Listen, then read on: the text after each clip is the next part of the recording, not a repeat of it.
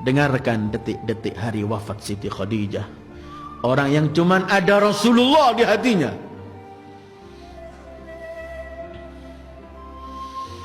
Hari itu beliau sakit, berbaring di tempat tidur yang paling sederhana, di kamar paling sederhana. Tapi kamar itu dan rumah itu adalah tempat naik turunnya para malaikat. Khadijah sudah enggak memiliki lagi kekayaannya semua itu. Dia sudah hanya tinggal di tempat yang amat sederhana.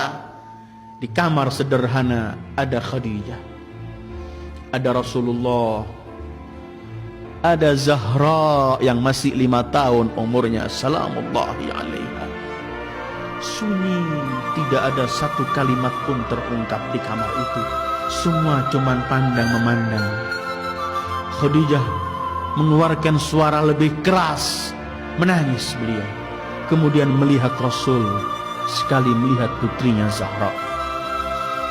Memegang Zahra kemudian memeluk, menangisi Zahra. Memandang Rasul kemudian sunyi tanpa suara, beliau pecahkan suara pertama. Khadijah berkata, "Ya Rasulullah, aku mungkin di akhir-akhir hayatku, wahai kekasih Allah. Aku sangat yakin aku sebagai istrimu, aku belum berbakti sepenuhnya kepadamu. Mohon maafkan semua kekuranganku ya Rasulullah." Rasulullah mendengar suara ini, beliau teriak, "Hasyaki, hasya, tidak wahai Khadijah. Kamu yang menghabiskan hartamu untuk perjuanganku. Kamu orang yang paling dekat kepadaku, setiap sekian orang kerabatku lari. Kamu yang paling berjuang Khadijah, jangan kamu katakan begitu."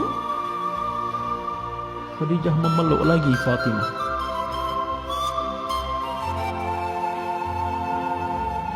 "Fatimah, ajalku telah tiba. Yang paling kutakuti wahai Fatimah adalah siksaan liang kubur. Fatimah, sampaikan pada ayahmu, aku ingin minta sesuatu tapi aku malu, takut aku kurang ajar pada ayahmu. Bisakah aku ungkapkan langsung kepadamu supaya ayahmu enggak mendengar?" Fatimah menangis memeluk ibunya, kemudian pergi ke ayahnya. "Ayahku, ibuku ingin mengungkapkan sesuatu tapi tidak mampu di hadapanmu." Kata Rasulullah, "Biar ia sampaikan kepadamu, aku tunggu di luar pintu." Sayyidul Wujud keluar depan pintu sallallahu alaihi wasallam.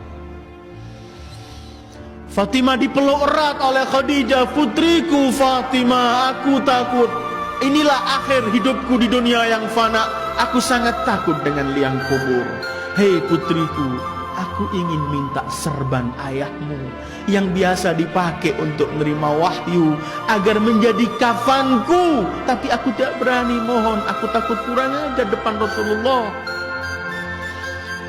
Fatimah memeluk ibunya, kemudian keluar Khadijah yang menghabiskan seluruh hartanya untuk Rasulullah, menganggap belum berbuat sesuatu untuk Rasulullah dan mau minta serban saja kepada Rasulullah. Dia takut.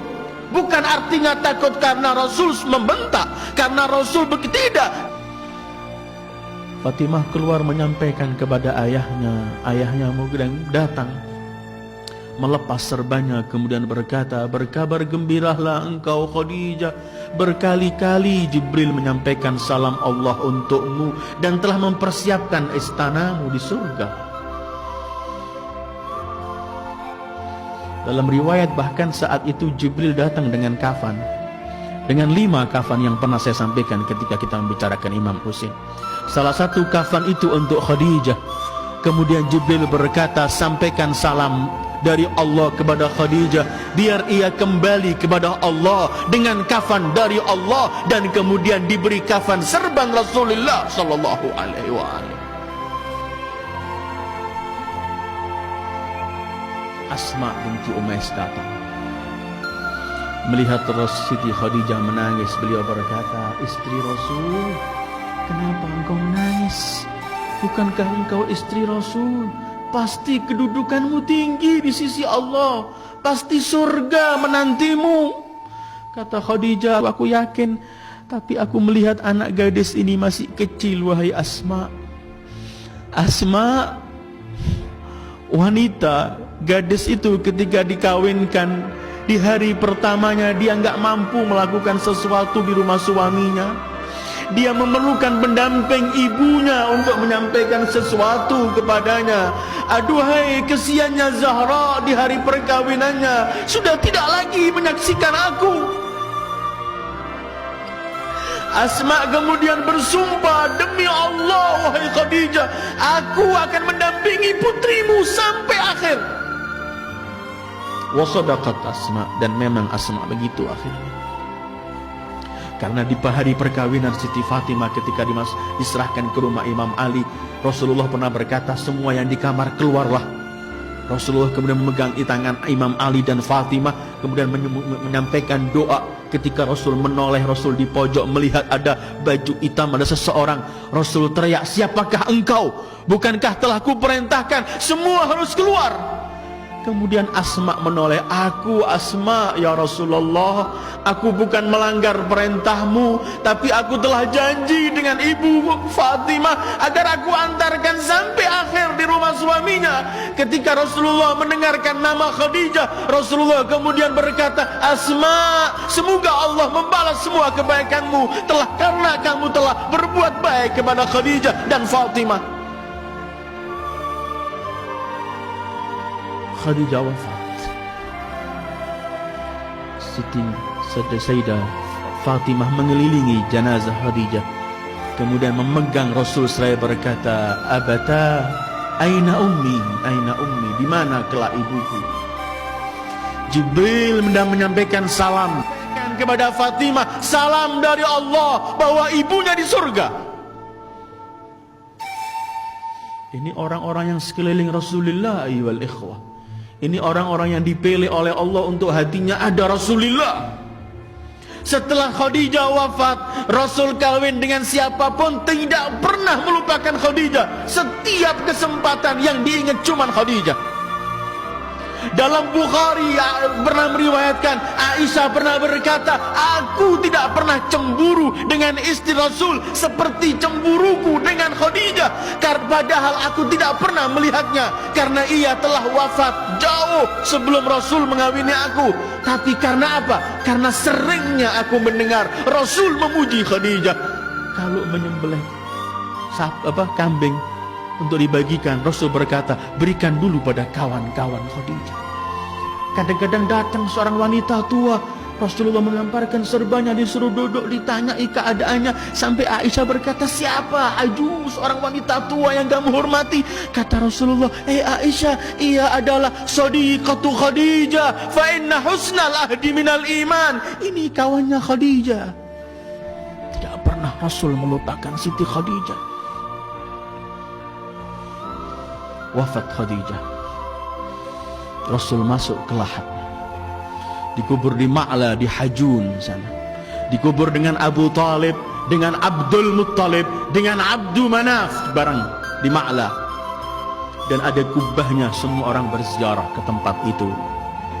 Tetapi tahun 1924 Masehi atau 1343 Hijriah, kubah Siti Khadijah dengan Abu Talib dihancurkan rata oleh tanah oleh Wahabiyin saat itu,